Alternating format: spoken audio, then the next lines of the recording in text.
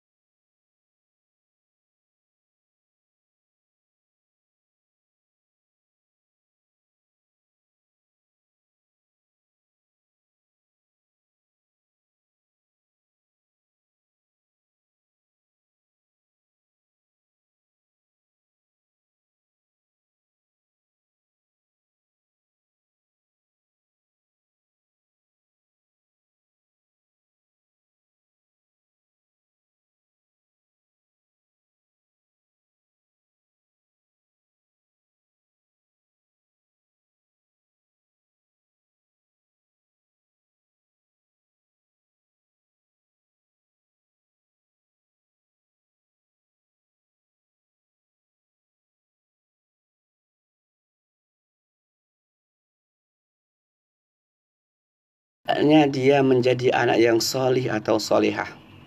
Karena sesungguhnya Nabi juga bersabda, "Iza matal insan in qata'a amaluhu illa min salasin, shadaqatin jariyah, au ilmu yantafa'u bih, aw waladin salih yad'u lahu bil khair," atau alin salih yad'u lah. Dalam hadis lain dengan kalimat, "Iza mata banu Adam in qata'a amaluhu illa min salasin, shadaqatin jariyah, au ilmi yuntafa'u bih, aw waladin salih yad'u lah." Nah, ini yang kedua, ketika kita ingin berbakti kepada orang tua kita yang telah meninggal, yang telah berada di alam kubur, di alam barzakh sana, maka menjadi anak yang solih dan solihah, insyaallah. Karena kita sebagai anak adalah hasil dari amal perbuatan orang tua kita. Pasti kebaikan yang kita lakukan, doa yang kita panjatkan kepada Allah, itu akan diijabah oleh Allah Subhanahu wa Ta'ala. Tapi syarat atau kata kuncinya, kita anak-anak itu harus solih atau solihah. Karena kalau tidak, berapapun doa yang kita panjatkan kepada Allah tidak akan sampai kepada Allah Subhanahu wa Ta'ala. Terhalang, kata para ulama, seperti awan yang menghalangi cahaya matahari ke bumi. Maka kata kuncinya adalah menjadi anak yang solih. Bagaimana yang solih itu kita paham semua. Tentu menunaikan seluruh kewajiban kita kepada Allah, meninggalkan seluruh larangan Allah. Artinya kalau kita ingin mendoakan orang tua kita di alam barzakh sana, Allahumma firlahu warhamhu wa'afihi wa'fu anhu, Allah atau Allahumma firli wali walidayya warhamhum kama rabbawna shighara, dan lain sebagainya, doa-doa yang lain, maka dipastikan dulu kita menjadi anak yang solih. Karena syarat diterimanya doa dari anak yang solih, kalimatnya jelas, awaladin solih. Nabi tidak mengatakan awaladun, enggak, tapi ada ujung kalimat awaladun salih yad'ulah, anak-anak yang salih yang mendoakan orang tuanya. Ini yang kedua. Jadi pastikan ketika merasa kurang bakti kita kepada orang tua kita, maka yang kedua ini jadilah anak yang salih dan salihah, lalu berdoa kepada Allah semoga Allah mengampuni orang tua kita. Ingat, salih itu seluruh ketaatan dijalankan, seluruh larangan ditinggalkan. Karena kalau kita tidak mampu melakukan dua hal tadi, maka sebanyak apapun doa kita tentu tidak diijabah oleh Allah Subhanahu wa Ta'ala. Karena ada orang yang berdoanya luar biasa, tapi dia nggak sholat, dia nggak guna, nggak nyambung doa-doa itu. Ada orang yang berdoanya luar biasa untuk orang tuanya, dia sholat, tapi dia masih makan yang haram, dia masih melakukan segala macam maksiat dan keburukan. Ini juga tidak bermanfaat untuk orang tuanya. Maka diingatkan betul untuk perkara kedua ini. Berbakti kepada orang tua yang telah meninggal dunia, menjadi anak yang solih dan solehah dengan definisi solih dan soleh yang kita pahami. Jalankan seluruh perintah Allah, jauhi larangan Allah. Itu pasti akan mendatangkan kebaikan kepada orang tua kita di alam kubur sana. Yang ketiga, saudara-saudariku pendengar Qasubur rahimakumullah, berbakti kepada orang tua kita yang telah meninggal dunia yang ketiga adalah bersedekah untuk atas namanya. Kita ambil dalam sebuah riwayat, salah satu sahabat Rasulullah SAW, Sa'ad bin Ubadah, berkata kepada Rasulullah, "Ya Rasulullah, inni ummi matat, apa anta saddaqa anha?" Kata Sa'ad bin Ubadah radhiyallahu an, sahabat Nabi,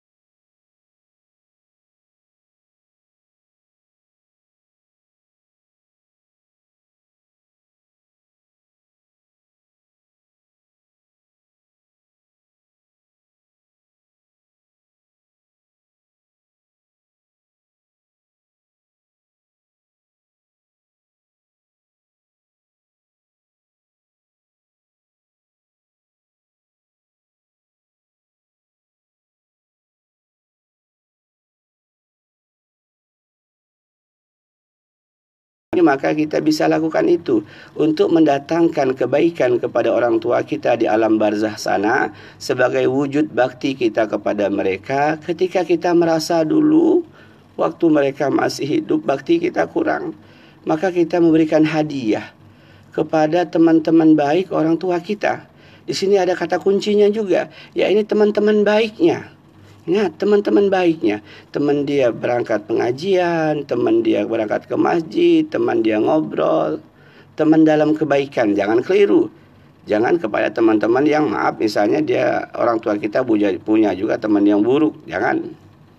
Nah, supaya mendatangkan kebaikan kepada orang tua kita, maka memberikan hadiah kepada teman-teman baik orang tua kita almarhum almarhumah. Walaupun orang itu kaya. Kalau tadi yang ketiga bersedekah untuk atas namanya, tentu untuk orang miskin atau untuk panti yatim piatu atau masjid yang sedang dibangun. Tapi yang keempat ini nggak ada batasan. Yang penting dia berteman dengan orang tua kita, dulu mereka bersahabat, maka kita memberikan hadiah. Nah, jadi nggak ada batasan yang keempat ini. Wah, teman ayah satu orang kaya, Pak Haji, nggak apa-apa. Kasih, belikan baju koko misalnya, belikan peci yang bagus. Wah, ini baju koko untuk Wak ini. Nah, dalam rangka apa ini? Hadiah untuk Wak. Niat dalam hati saya, pahalanya untuk almarhumah orang tua saya. Sampai kepadanya, Masya Allah. Itu yang keempat. Kemudian pendengar qasibuh rahimakumullah, yang kelima, untuk mendatangkan kebaikan kepada orang tua kita yang telah berada dalam barzah alam kubur sebagai wujud bakti kita sebagai anaknya. Yang kelima adalah menjalin tali silaturahim dengan keluarga besar ayah atau ibu kita yang telah tiada. Jangan lupa, sengaja kita mendatangi paman kita.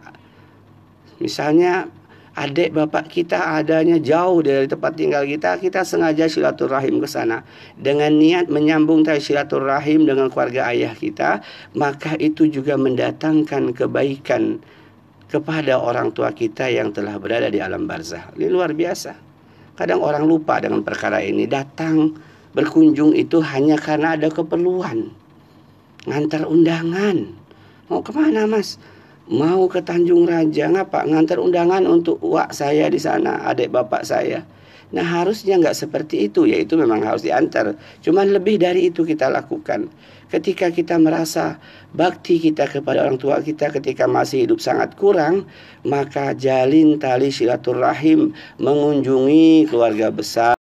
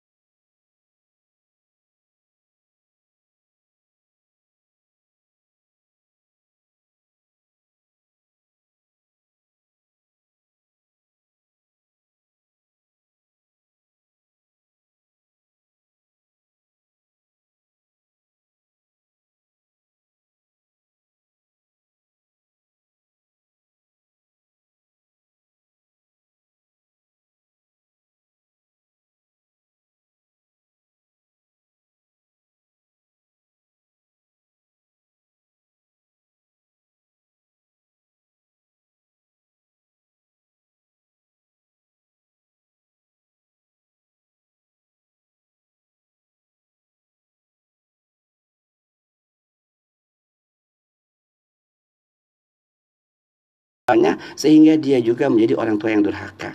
Tadi malam ada curhatan cukup panjang dari sahabat saya. Gimana sih orang tua saya itu, ya Allah, hanya kesabaran yang membuat kami bertahan untuk melayani dengan baik. Karena dia kasar, dia beringas, dia jahat sama anak-anaknya. Kalau dinasehati nggak mempan, dia merasa paling benar. Saya tanyakan, gimana hubungan emak kamu dulu itu dengan emak kamu, dengan nenekmu? Nah, itulah masalahnya. Dulu kami ketahui bahwa emak kami itu jahat sama nenek kami, kasar, beringas dan lain sebagainya. Nah, itulah balasannya.